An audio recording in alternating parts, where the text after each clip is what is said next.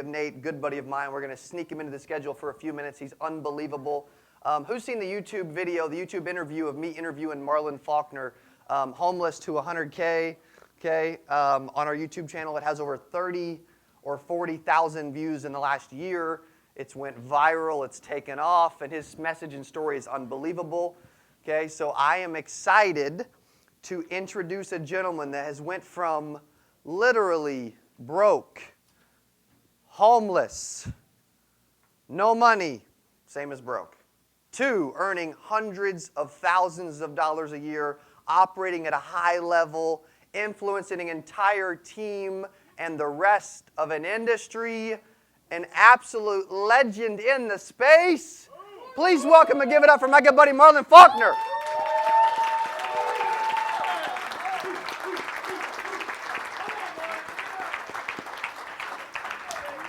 Let's go, bro. Let's go. Okay, let's go. Let's unleash it, Marlin. Come on. He me from last night, so we'll see. Oh, brother. Oh, boy. How you guys doing? I just came. I'm in my golf stuff. I'm going to play golf. I just came to say hi to Nate and Cody. And he's like, hey, you want to speak? I was like, I guess so. I'm a blue, you know. I'm always up for a good time. So real quick, do me a favor. If you're green, shake someone's hand. If you're red, pound someone's fist. If you're yellow, blue, give a high five. And if you're yellow, give someone a hug. Real quick. Come on, get up. We need the energy up. I got to get the energy up.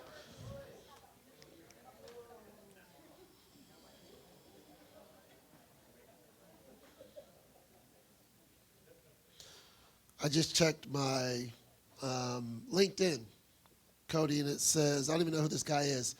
He said, I've heard you talk a couple of times now and found you to be inspiring. Heard you with Cody Askins and Life Insurance Academy. Thank you for sharing your story. I get stuff like that every day because of that dude. I was mentored by that guy who pulled me literally pulled me out of a trash can. When I started with Symmetry Financial Group, I was literally, when he called me up, I was sitting at my buddy's house on the porch, and him and his wife were in the back arguing about when I could stay there because they didn't want me to stay there anymore. I had a beer and a cigarette in my hands, and Nate Offer calls me on the phone. I don't know why I was homeless and had a phone, but I did, right? Like homeless people still have cell phones. And so he calls me up and he says, hey, I want to show you this video. He didn't know I was homeless. I said, all right. He said, you've done insurance before? I said, yes. And he sent me the video, and I started crying. See, there's only one thing worse, in my opinion, than being homeless, and that's being hopeless. And see, I know for a fact in a room this size, there's someone in here that's hopeless. I just know that. I know there's someone in this room that wants more out of life, and they don't know how to get it, and they're frustrated.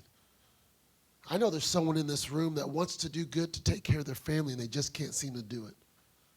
I just know in a room this size, there's somebody that's not getting what they want, and they need a phone call. They need a wake-up call. And I'm here to tell you, I've only been here for an hour. This is your wake-up call. See, here's the one thing I believe. I believe everybody in life deserves a second chance. You guys agree with that? Yes or no? I'm going to ask you again because some of you guys are still just looking at me like, gosh, he's tall, dark, and handsome, but I don't know what he's saying. I get it. How many people in here, I believe with all my heart that everybody in life deserves a second chance. How many of you guys believe that? Okay, I just wanted to know that. I want to share a video with you because my dog's actually dying at home, Nate. Is Nate still in here? Like my wife texted me about 10 minutes ago, I have this little dachshund that I hate. Like more than life, because I hate little dogs, and I've got this toy cat. Well, my wife just texted me and said, hey, the dog just ate some Reese's Buttercups and a whole pack of Twizzlers. And I wanted to text her back and say, yeah, but you told me they were fat-free or sugar-free. But I didn't text that because she gets sensitive about the dog. And so my dog is dying right now while I'm up here, so I'm not going to spend that much time. But I want to share a video with you because this video, I think, changed my life. I watch it every morning when I get up. Now, I get up in the morning, and I do just like Cody Askins. I take cold showers. Why? Because I know most people won't. I get up and I meditate for 30 minutes. Why? Because I know most people won't. I used to take my kids to school, so I'd have to wake up at 5 o'clock in the morning, and I would take my cold shower, and I would read, and I would do all these things. So I had to get my stuff done before I worked with my kids because I don't steal from my family time for my time. Does that make sense? Like my family's time is their time, my time is my time. So my school's out. I graduated my first senior. I know I don't look that. Please clap. Somebody clap for me because I'm in graduation hangover. Like I don't look like I'm old enough to have a senior, right, ladies? You guys know black don't crack. I know that. You guys all heard it. Black don't crack. Y'all know it. Look at me. I'm 45. And my son graduated from high school, and I cried. And the post that I put up was that my dad didn't get to watch me graduate high school. See, my dad was an alcoholic. My dad molested and sexually and physically abused my sisters and us.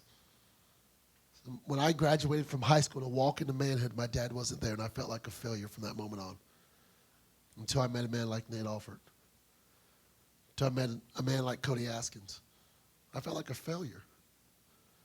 My son walked across stage, and everyone's celebrating, and I've got this ball in my heart because I get to introduce my son to manhood. I was there watching him walk across stage. All that this meeting is about is that you become the best person you could be so you can go help everyone else. All this meeting is about is for you to be the best that you can be so other people can come behind you and become better. Am I right? Am I right? Am I right? Okay. Watch this video real quick, and we're going to get into some deep stuff. Cody thinks I'm not bringing it yet. I had to start slow because if I start too fast, then he gets real excited, and Lauren's excited. But watch this video. It's about 3 minutes, and then we'll talk about it. Lights, sound. You're missing the good stuff. You might have to start it over.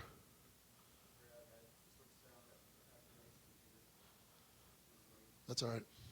Thank Nate. Skill. See, when they trained Navy SEALs, did you guys see what they were doing to them? They literally drowned them and killed them. Like they died. But most of the training I went to most of my life, they want to teach you about skills and how to sell and how about this. What if we taught people how to overcome adversity? Because how many of you guys know adversity comes in your life every day? Yes or no? Yes. The reason people quit is because they don't know how to deal with adversity. That's why they put Navy SEALs through that, because they want you to be able to overcome adversity, not have all the skills. The first thing they teach you when you go to Navy SEAL school, the first thing they teach you is they deprive you of sleep. That first day you get 1 hour of sleep. Wait, these are Navy SEALs. These are the guys that killed Osama bin Laden. These are the baddest mamma jammas on earth. They don't teach them how to shoot. They don't teach them how to use a gun. They don't teach them how to save a life. The first thing they teach you is when you can't sleep and you're out of energy, what do? You keep going. Number one, if you want to be a Navy SEAL in your industry, you got to be mentally tough. How many of you guys in here are mentally tough? See, I haven't always been mentally tough. It's funny because I'm talking about Navy SEALs, and I'm going to tell you a funny story. We're just going to get it out of the way. I can't swim. There, I said it. Laughter. I told this joke at 8% Nation. One of my buddies said, he's a white guy. Can we? I know this is weird because this is time where, can I say white and black? Is that okay? Holy moly. So my buddy says, Marlin, because he had a pool party and I didn't swim. And so he says, how come black people can't swim? And I said, I don't know. I don't know all black people. I just know that I can't swim.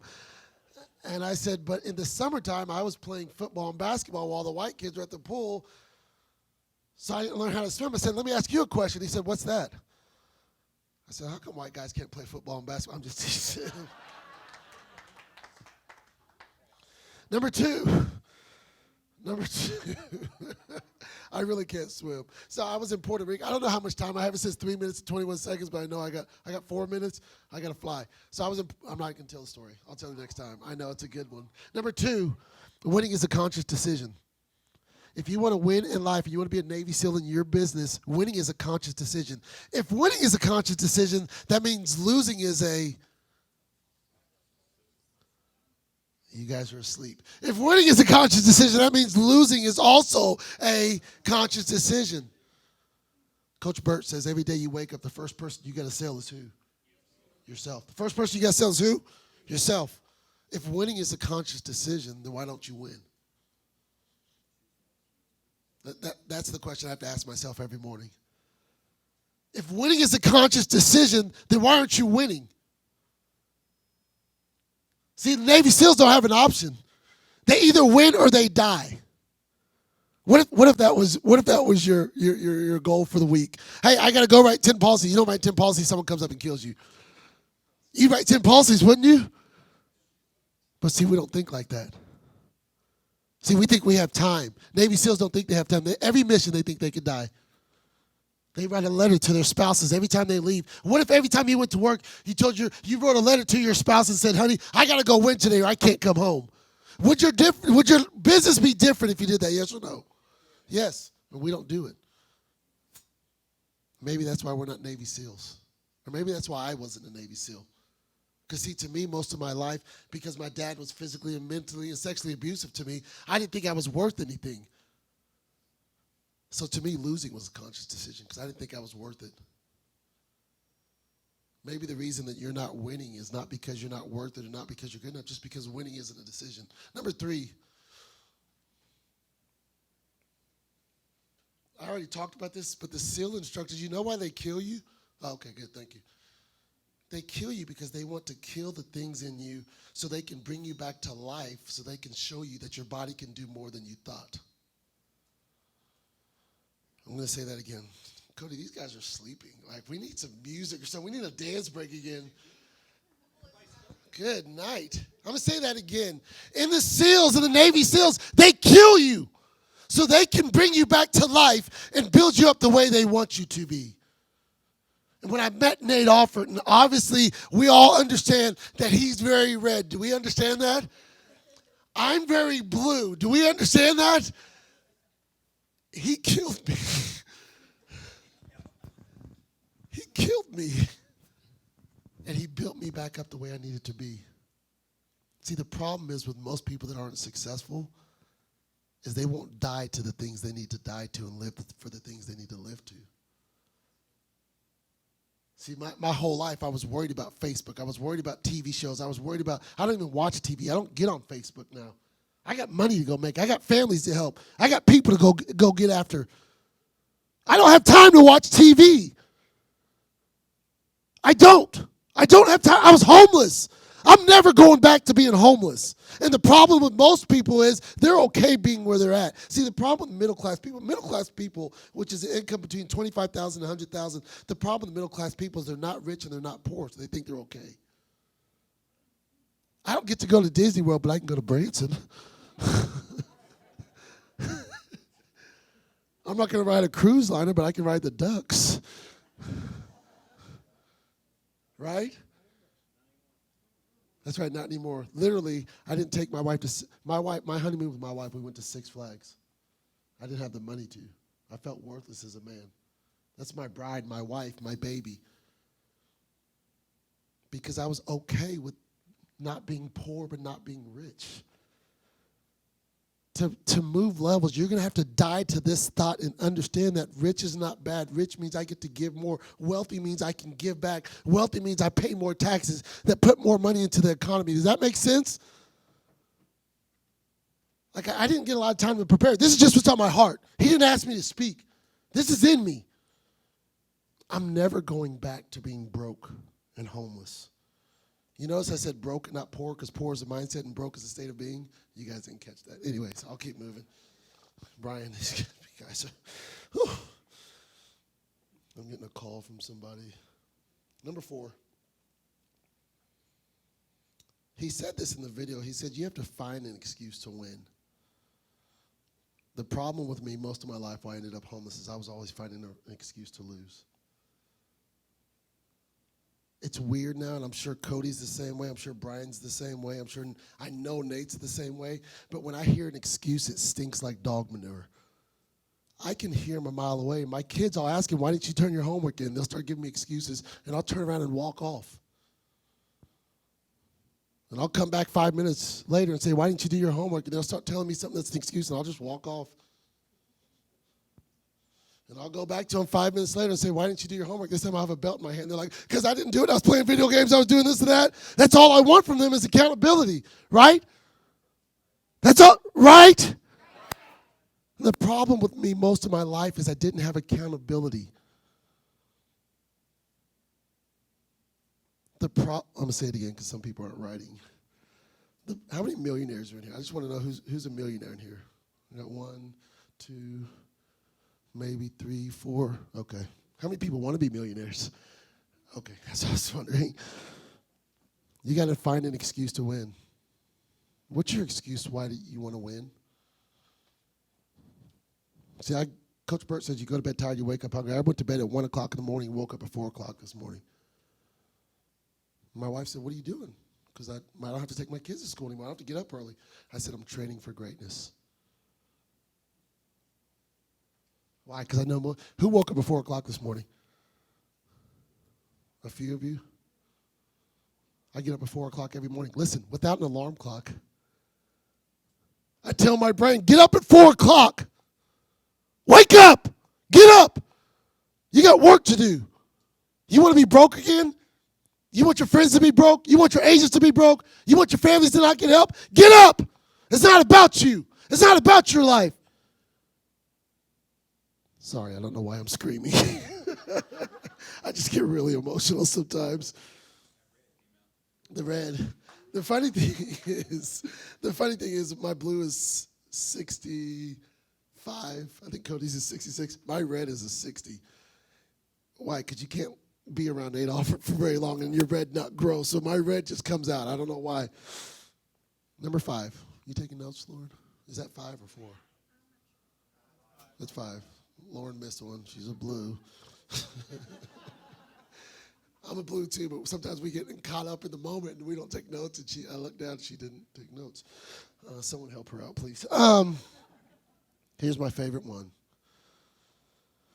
When you're in the Navy SEALs, when you quit, you have to take the helmet off of your head and the number and your name, and you have to set it on the ground. And you got to ring the bell. And that lets everybody in here know that you quit. Cody, I think that's the problem with insurance. People just quit. What if you had to get up in front of everybody and you had to walk on this stage and we met here every Friday, and if you decided to quit, you had to lay your hat down and you had to ring a bell and tell everybody that you failed, that you quit, that you're going to do something else? How many people would quit? You think a lot less people would quit? Absolutely. When the SEALs, they want to shame you. And so when it's time to quit, you got to put your hat down and you have to ring the bell and you have to walk off. And everybody who's still out there in pain, fighting for their country, for the best in themselves, they know that you couldn't make it. You know, when I was homeless, I had a gun in my hand. I was sitting in my car one day. I couldn't afford to pay for my electric bill. Me and my wife are about to get divorced. I'm sitting in my car, and I've got a gun in my hand. And the only reason I don't put a bullet in my head is because I didn't want my kids to look at the casket and my face be blown off. That's it. That's the only reason I'm sitting here, Lauren. That's it. That's why I'm here. Because I didn't want my kids to look at me in the casket and my face be blown off. You know how dark that is? So every morning I wake up, the first thing I tell myself is I ain't ringing the bell. I'm not ringing the bell today. But the thing that I loved about that, and if you'll watch that video to the end, is when they make it through SEAL training and they make it all the way to the end, and they've done through all the hard trauma, and they've kept them in the water all night long, and they've sleep deprived them, and they haven't fed them, and they've drowned them, and they've killed them, and they went through all of that mess to make it to Navy SEAL training. At the very end, they had 154 people in that class, and 11 people made it. I would have been one of the 11.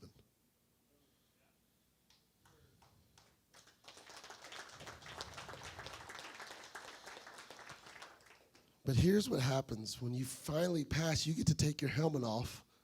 And there's only 11 of them. There's 153 other helmets they put back out there. And right by the bell, you get to lay your hat down. And you get to ring the bell. And one of the guys was so excited. He screamed from the top of his lungs, "It pays to be a winner! It pays to be a winner!"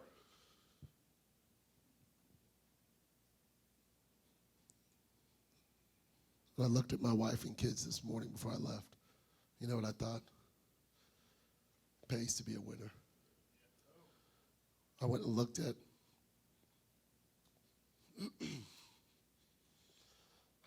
a lot of land that's about 150,000 because my wife wants me to build $1 million house for her last night. $1.5 million house, and I looked at it. When I looked at her, I said, it pays to be a winner. We donated over $5,000 to charity this month. It pays to be a winner. If you're thinking about your life right now, or when you go to bed tonight like I do, and I'm alone and TV's off, and I lay my head on the pillow, the last thought I have every night before I go to sleep is it pays to be a winner. It pays to be a winner. It pays to be a winner. And this last motto, they have it, it's the Navy SEALs motto. They say it in the movie. I won't say all of it because it's kind of foul. There's some things in there, but the last line says, anything in life worth doing is worth overdoing. Moderation is for cowards. Anything in life worth doing is worth overdoing. Moderation is for cowards.